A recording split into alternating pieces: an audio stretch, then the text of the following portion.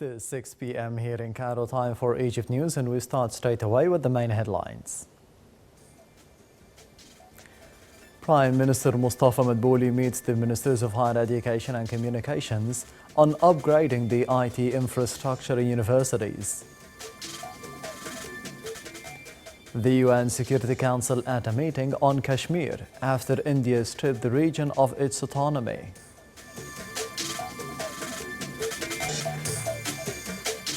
And Egypt qualify for the Handball 2019 Men's Youth World Championship semi-finals for the first time in the history.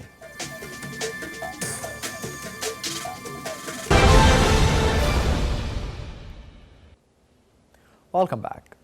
In implementation of President Abdel Fattah al-Sisi's orders to provide computer-aided tests for the university students of all disciplines, Prime Minister Mustafa Madbouli met with the Ministers of Higher Education and Communications to follow up on the progress in upgrading the IT infrastructure in university campuses. The upgrade plan includes increasing internet bandwidth at the universities from 3 to 13 gigabytes per second and linking all the government-run universities through the optic fiber cables. The plan also includes upgrading universities' data centers, Egyptian universities network at the Higher Council for Universities, and developing up 20 electronic test centers. An air bridge for the returning pilgrims from the sacred lands to Cairo Airport and the other Egyptian airports continues.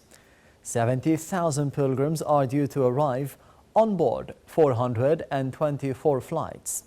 National airliner Egypt Air announced it will be operating 10 trips, carrying about 2,000 pilgrims.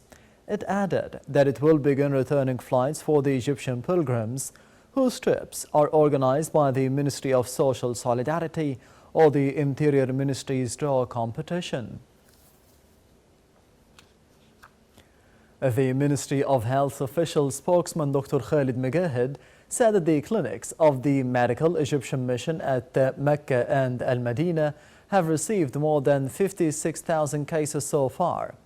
Also, both Dr. Amr Qandil, the supervisor of the Egyptian Medical Mission, and Dr. Muhammad Dahi, the head of the mission, visited the Egyptian patients receiving treatment at the Saudi hospitals to follow up on their health condition.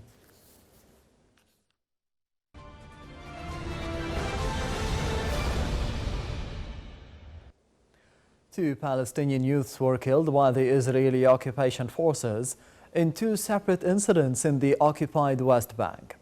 In the first incident in the morning, a Palestinian was shot killed after ramming his car into a group of Israeli settlers near the Israeli settlement of El Azhar, wounding two.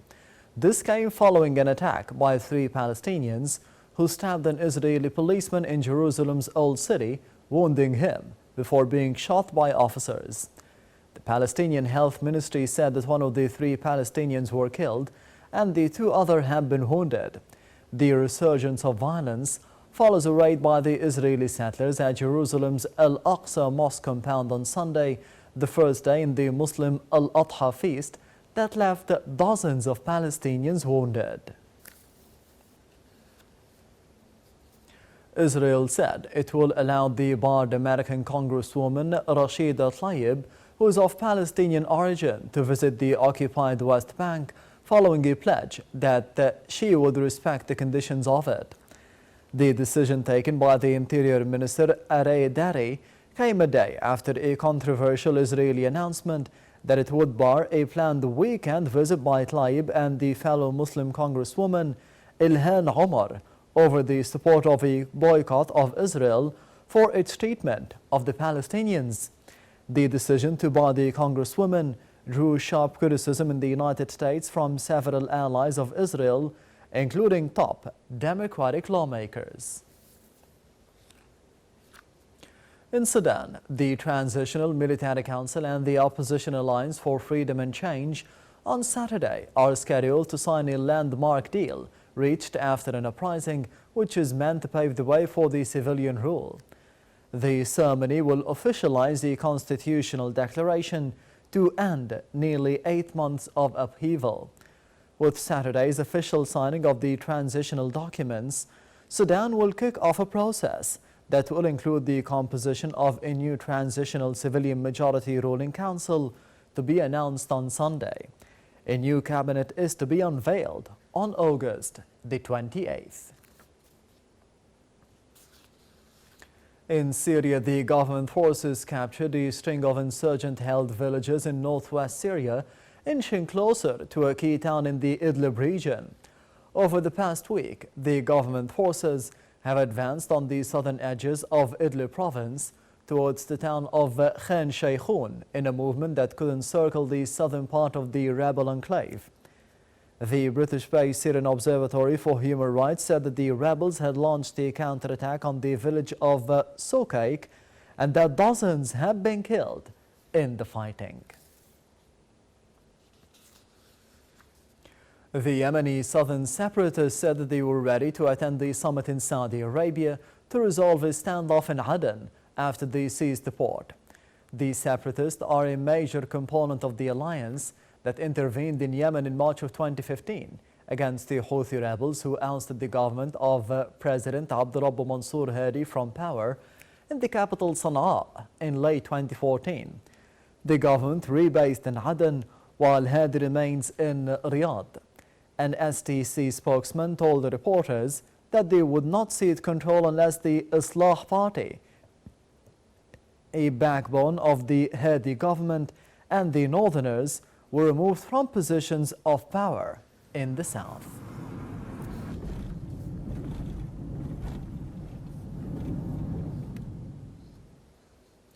Iranian officials denied that any assurances were given to Gibraltar to release an Iranian tanker now sailing on into the Mediterranean, calling it a victory for Tehran.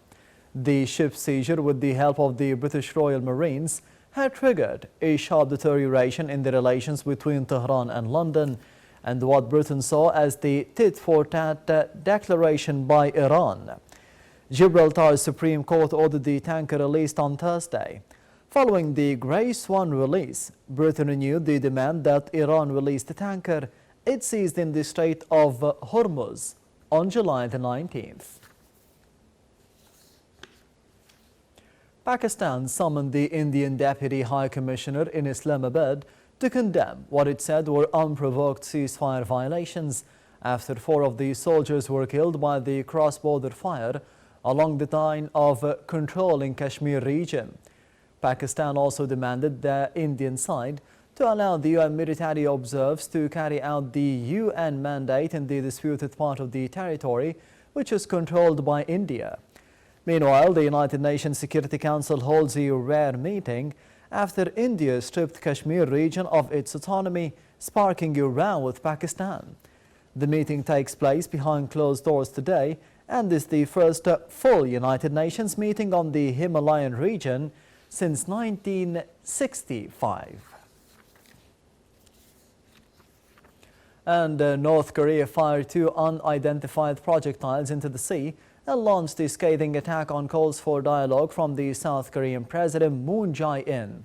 It was the 6th round of launches in recent weeks in protest at the ongoing joint military drills between Seoul and the United States. North Korean leader Kim Jong-un had described the tests as a solemn warning to the South.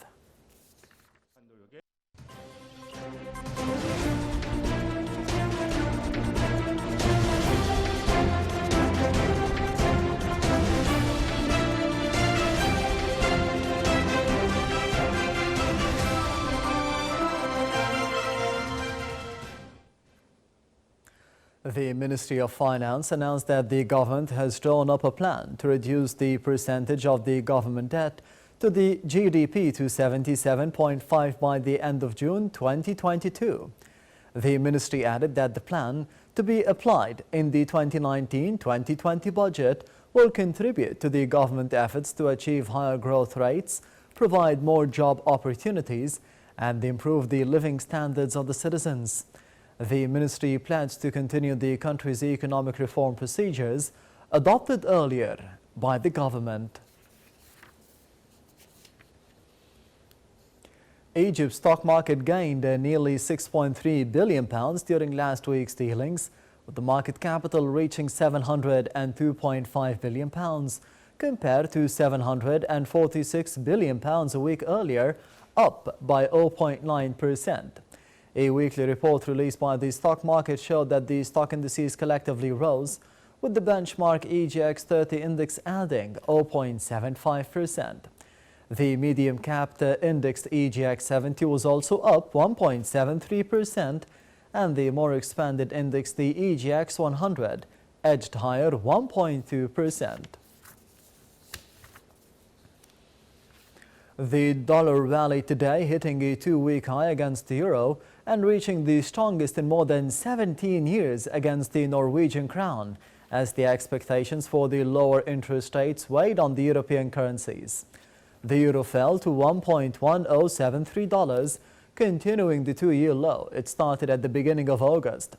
The biggest move, however, was in Norway's crown, which dropped to more than a 70-year low of 9.0390 against the greenback for today.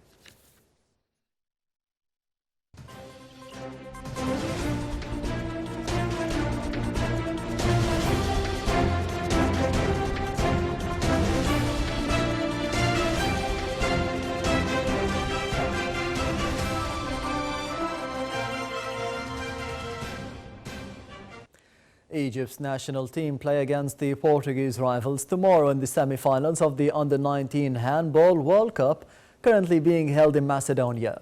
The young Pharaohs made it to the semi-finals for the first time ever after beating Iceland 35-31 yesterday in the quarter-finals round. In the other quarter-final game, Portugal defeated France. At the debut of the African Champions League trip, as Zamalek hosts Somalia's Dikadaha in the preliminary stage of the tournament tonight at 9 p.m. Cairo local time.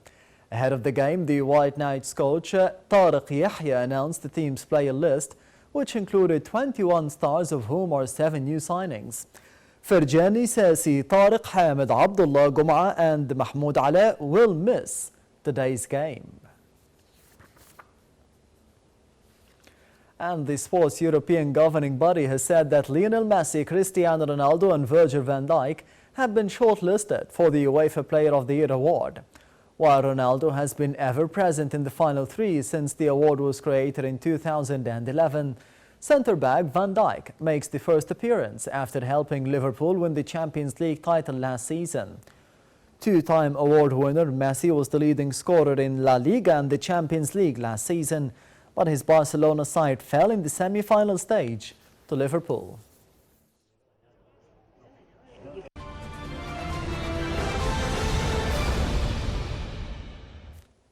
And the powerful tropical storm lashed Japan yesterday, bringing strong winds and torrential rain that claimed at least 1 life and prompted warnings of landslides and flooding. Severe tropical storm Kurasa, 1 notch below the typhoon, slammed into the southern Hiroshima region, packing wind gusts of up to 126 kilometers an hour. The storm also sparked evacuation advisories and travel chaos at a peak holiday period.